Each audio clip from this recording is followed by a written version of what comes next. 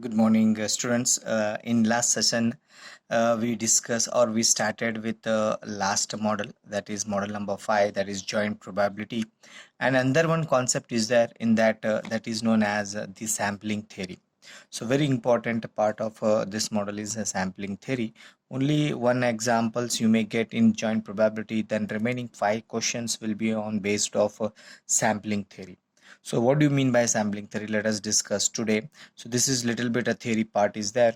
So today we'll discuss the what do you mean by sampling theory.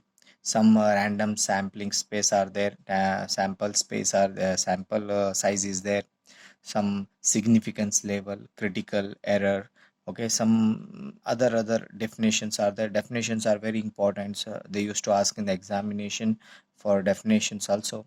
So what do you mean by this sampling theory is that in our day-to-day life we observe that the quite often necessary to draw some valid reasonable conclusions for concerning the large quantities or large values such as populations. Okay, it becomes a partially impossible to examine every individuals. We cannot define for every individual in a large case. Okay, or the entire group known as population. So we will take on examples of the population which is huge number.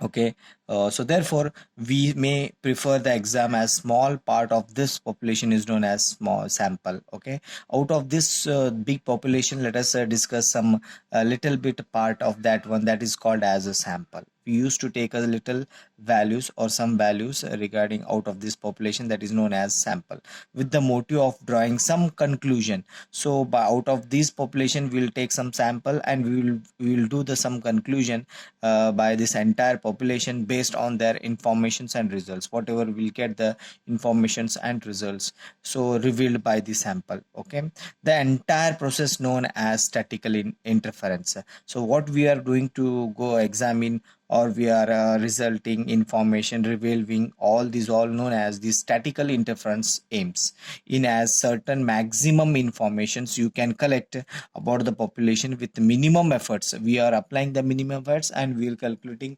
more number of information or maximum number of information regarding this one. Okay, so this is known as little bit a sample. Okay, now let us discuss the random sampling. What do you mean by random sampling is that the large collections of individuals or numerical data. If you collect a large data or you collect the numerical values, can be understood as a in a population or universe. Okay, so this is a exactly the theory part is there. So let us discuss the further. A small section selected from the population or universe is called as the sample. If you take a small sample, some part of the population out of this, that is known as a sample.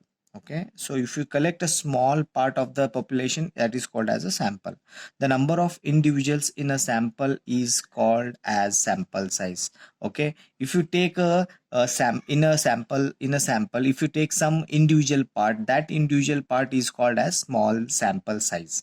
Okay, if the sample size n, we denote sample size as n, is less than or equal to 30. If the sample size is less or equal to 30, the sample is said to be small, otherwise it is a large sample. If you go more than 30, it become a large sample. If you collect a little bit, that is 30, less than 30 also, that is known as the small sample size. Okay, the process of selecting a sample form the population is as sampling. Okay, the process of selecting a sample, if you the process of selecting what you are applied here, if you are applied here 30 or less than 30, if you apply this process, that is in the population, is called as the sampling. Okay, let's just go for the next one. What do you mean by random sampling? The selection of an individuals or item from a population. If you select as one item, if you selected two items if you selected three items, selecting the individual part of the populations in a such a way that each has the same chance of being selected is called as random sampling. So if you take a 30 of a sample out of 30, if you take first as two times, second as two times, you have to take if you are taking one time, you have to take all for one time only. If you are taking two times, you have to take a two times here. So therefore collecting the same chances here, same chances is being selected, is called as the random sampling. Okay, now we take population size capital N. Population is defined as a n, and sample space as we have taken as small n. Sampling where the members of the population may be selected more than once is called as I told you, that selecting more than one time is known as a sampling with replacement. It is called as a sampling with replacement. If you select one, if you selected one number, and we are applying for say two chances, then you have to go for other also as a two chances remaining. Okay, so this is about the sampling, random sampling.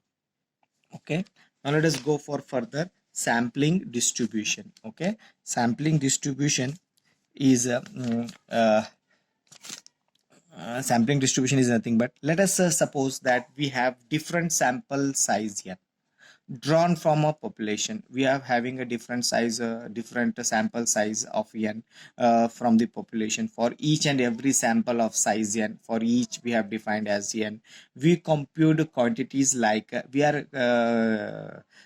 will find, or we will compute the quantities like mean and standard deviations of that particular population or a sample size of n. Okay, obviously there will not be same. Okay, the mean and the standard deviation will be not the same, it may be differ. Okay, suppose we group these characteristics according to their frequency. We group them according to their characteristics by finding the frequencies. The frequencies distribution is so generated, called as sample distribution. Okay, so if you get a frequencies of 30, if I take a sample size of 30, you will get a different mean, you will get a different standard deviations. You may get to find the sampling distribution, we need to find frequencies of the particular each and every sample size. Okay, the sampling distribution of large sample is assumed to be normal distribution. It is assumed to be normal distribution, already we discussed in the last model. The standard deviation of the sampling distribution is also called as standard errors here. The standard deviation, the SDs, the standard deviation of the sampling distribution is also called as standard error. Very important, standard error. Okay, that is denoted by SE also. So next part is that testing of hypothesis. So what do you mean by testing of hypothesis is that, let us go here, to reach discussion about the population, to discuss about the population on the basis of the sample information. What we will take the sample information using that, we make certain assumptions. We have to make certain assumptions about the population involved. Such assumptions which may or may not be true. It may be true, or it may not be true. We are assuming, so it is also, it may be also true, it may not be true, maybe false also. Okay, so we have to make some assumptions. It's called as statistical hypothesis. The why, what we are making assumptions, that is it a true or is it a false, whatever it may be. So if you make assumptions, that assumptions is called as the statistical hypothesis. Okay, so by testing a hypothesis is meant a process of deciding whether to accept or reject. Okay, or if you are making a statistical hypothesis, so statistical hypothesis, by testing the hypothesis is meant to process what we have, why we are assuming this all is that to get the accurate answer, or it may be not also, it may be wrong also. Okay, to decide whether it is accepted or rejected. Okay, rejected the hypothesis. Accept if you want to accept it, you can accept it. If you want to reject it, you can reject it. Okay, so by basis of the datas. Okay, the method of consisting in assuming the hypothesis as correct and the computing the probability of getting the observed sample. Is it correct? Then you can go for the probability of getting the observed sample space. Okay, if this probability is less than the contained pre-assigned value, the hypothesis is rejected. Now you very important point. If this probability is less than a contained pre-assigned, what you assign now, if the probability is get lesser, what you assign there, then the hypothesis is rejected. Then the hypothesis should be rejected. Okay, now after this, error. Okay, there are the two types of error, the type 1 error and type 2 error. What do you mean by type 1 error? Is that if the hypothesis is rejected, if you reject the hypothesis while it should be have been accepted, your assumption is rejected, but it was correctly that it should be accepted, we say that that type of error is called as type 1 error.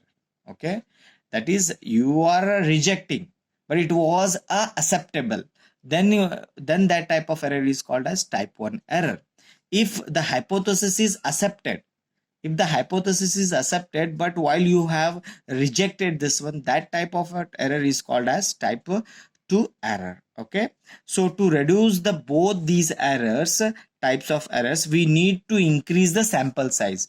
Okay, if you want to reject these type of errors, so you have to increase the sample size. Okay, you are taking minimum 30, so you have to increase it up to whatever extent you want to extend it. You can take up to that, but it should be taken more size to avoid these types of errors. Okay, now let us go for the null hypothesis. Null hypothesis is next type on is null hypothesis. The hypothesis formulated for the purpose of its rejection under the assumption that it is a true is called as null hypothesis. Now let us go here. The hypothesis formulated for the purpose of its rejection. Okay, it is the analysis is done. Okay, to get its rejection under the assumption. If you assume that it is a rejection, then it is a true is called as the null hypothesis, denoted by H naught or HO. Okay, any hypothesis which is complementary to the null hypothesis, which is giving a complementary to the null hypothesis, supportive to the null hypothesis, or of null hypothesis is called as alternative hypothesis, denoted by HL. Okay, small l. Significance level, that is denoted by Z alpha.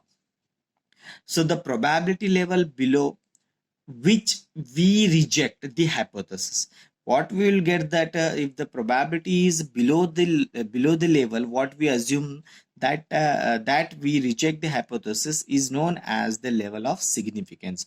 Okay, so if the level is below, okay, what we assume that we are rejecting that hypothesis is known as the level of significance. Okay, test of significance and confidence interval. Okay, so next part is the process which help into decide, the process what we are applying to help to decide about the acceptance or rejection. Okay, whatever we are accepting, what we are rejecting. Okay, the process, what the total process we are applying, that hypothesis is called as this test of the significance. Okay, the next one is that the last part, the probability is conventionally fixed. The probability is fixed here. What is that probability? At 0.05, that is 5%, or 0.01, that is 1%. In between 0.05 and 0.01, we are fixing the probability conventionally. Probability here fixing. So table of critical values. This is very important. Table of critical values. Nature of test. Two failed test. If you are failing, two tests are failed, then the level of significance is 1%. That should be in the range of modulus of Z alpha. 2.58, and 5%, that is 0.05. Modulus of Z alpha is 1.96. In between this one, if the two fail our test, right failed test, that is right side of the failed test is Z alpha is 2.33 and Z alpha is 1.645, that is 5% and 1%. Then left failed test, that is left side failed test, that is the Z alpha is equal to minus 2.33, Z alpha is equal to minus 1.645. Okay, so little bit let us go for the graph also. So the mu is there, and this part is known as a critical region. Critical region means, okay, so critical region is in the range of 0.25 percentage, and here it is 0.25 percentage, here it is minus 1.96, and it is 1.96. This is the critical region. Okay, this is our required region. These are known as critical regions. Okay, so you go through the notes and just copy it on the notes, and go through the definitions of each and every concept, because you may get the definitions also. I have seen the definitions in the question paper. So after this we'll discuss the next part of this sampling theory. Okay, you on the basis of this theory you will get the Google form, answer the Google form. Okay, thank you.